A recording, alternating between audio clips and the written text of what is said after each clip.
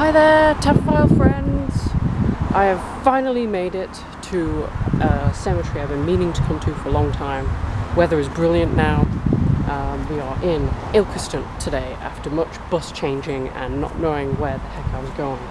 Thank goodness I had a ticket so I could go any which way.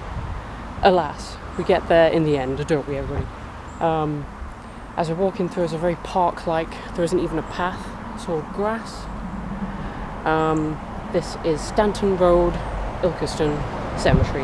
There are quite a few cemeteries in Ilkeston, a few I visited accidentally whilst walking through, but this one has a few amazing... So first of all, a little history I guess.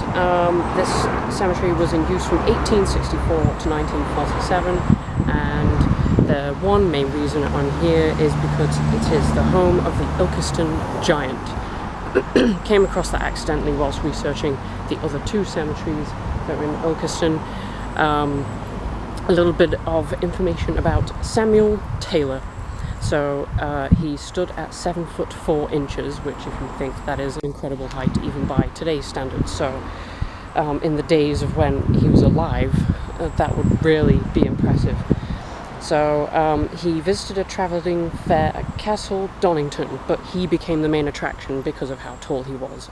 He was only 16 at the time, but 7 foot. So everybody was like, wow, you here for the actual performance? He's like, no, I'm just here to look at it. But he ended up landing himself a job. So he was hired by Mr. Reader, but ended up falling in love with his daughter.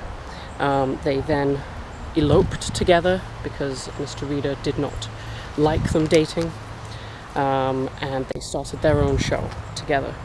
So they then moved to Manchester, which they had their own show there, and he ended up passing away there because he slipped and fractured his thigh. So I can only imagine how hard that would be to recover from when you're over 7 foot, since your thigh bone being one of the biggest bones in your body. I don't think you can deal without it if you're that big and you need to walk. So he passed away June 3rd, age 59, in 1875. So his coffin was taken by train back to Ilkeston, and his remains are now buried here. So I'll just take you over to his grave. So we have Mr. Samuel Taylor's grave here, which is also what looks like shared by a few other people, possibly children, I think, actually. We have Samuel Taylor, the Ilkeston Giant, 7 feet 4.5 inches, died 3rd of June, 1875, 59. So it's a very impressive little monument here. It was kind of falling to disrepair, but they put it back together in 2008. It looks like here on the side some children as well, 1 year and 7 months. Could have followed on the legacy of being tall, I guess, if they'd lived. But I'll take you over to the wooden statue, which I think is supposed to be the same kind of height that he would have been. Hello, Samuel. Here he is. Ha! I stand next to him. I come up to his elbow. So Samuel is all the way up there, so yes, it is for sure the real height. There he is. His big feet.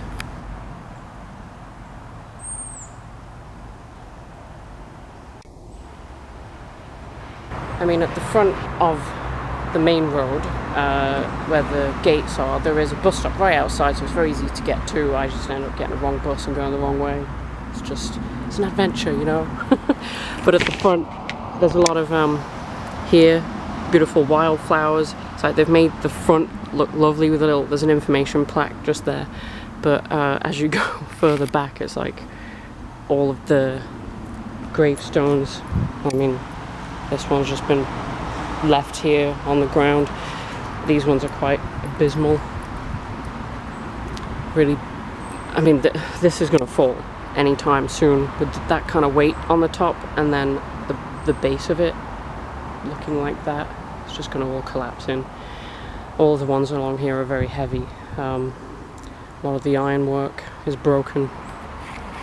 So I guess you could call it atmospheric. Anyway, I'm going to have a sit down and a little bite to eat before I move along to the other site, which has a lot of really nice slates there actually. I think a lot of them propped up, but at least they saved them and they're not all broken like here. So let's go have a look. So on the information plaque that's nearest to the gates, it does in fact say that there were 4,737 burials recorded here, and only 283 are still marked, so that explains why it's still so sparse here.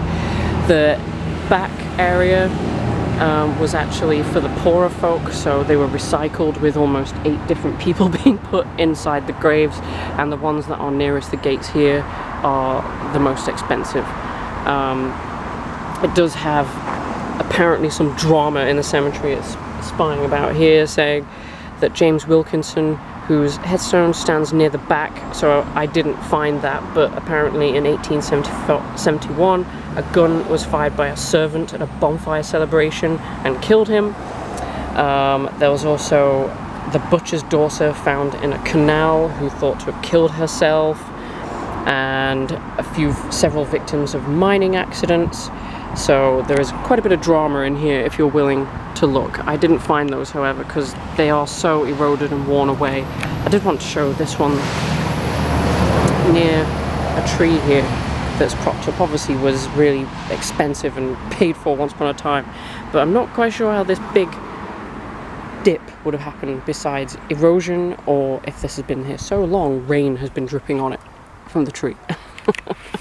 Anyway, with that bit of information, let's move on to the other side.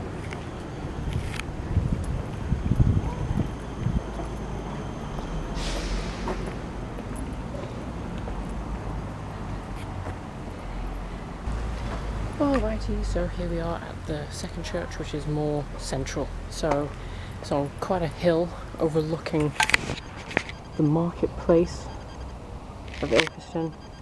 And when I came and visited before, was these slates that I had a look at. Doubt that the church is open, so I'm not going to bother looking. It does have some really fancy doors though. I'll just show you. Beautiful ironwork. Then look at all the faces. A couple around the front as well, but I'm here for the gravestones.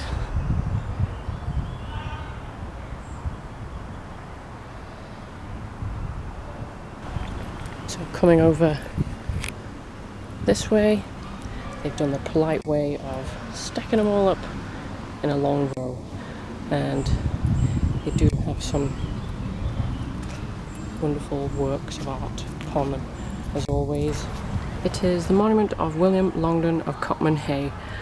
Not only do I love this font, but as you get further down, it says he was a conserver of the peace whose name was a terror to all evil doers. I just really like the way that that's put in there. Very Robin Hood.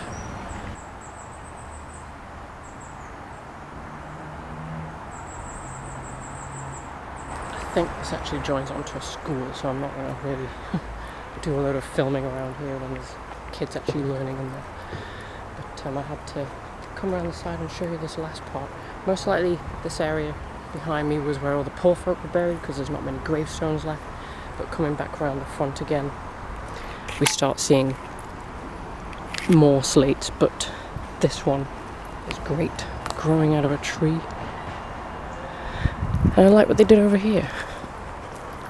They obviously can't move the tombs, but all the slates that were here, obviously they put the path there, and now they're all laid flat. I like that. Very respectful. That's how you do it, everybody. Don't just pile them up and let them erode away or break to pieces. So it has been a beautiful day for cemetery seeking. I hope you go out and find your own little adventure spots whilst the weather is good. Unless you're below the equator, then it's most likely snowing right now, but alas. Above the equator, it's sunny, it's beautiful, it seems to be staying that way. So for me, it is toodle pip till next time. Bye for now, ta-bye.